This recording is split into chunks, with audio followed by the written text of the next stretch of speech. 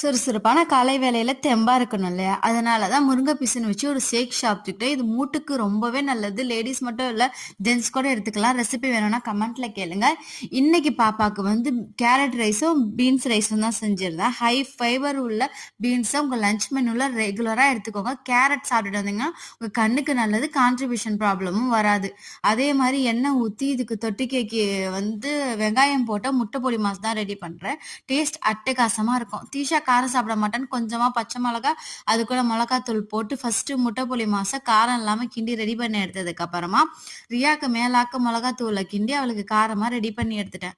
குட்டி பாப்பாக்கு கேரட் ரைஸும், பெரிய பாப்பாக்கு பீன்ஸ் ரைஸும் தான் குடுத்தேன். பீன்ஸ் ரைஸை விட ரியா கேரட் ரைஸ்னா ரொம்ப விரும்பி சாப்பிடுவா. அதனால தான். பேசிட்டே இருந்த கேப்ல பொரியலும் ரெடி ஆயிடுச்சு. கொஞ்சமா வெஜிடபிள் போட்டு வெஜ் ரைஸ்ன்னு குடுக்கறதுக்கு காய்கறி பொரியல் பண்ணி வெஜிடபிள் சாதமாவே கிண்டி குடுத்துருங்க. இதே மாரி வீடியோஸ ரெகுலரா பார்க்கணும்னா மறக்காம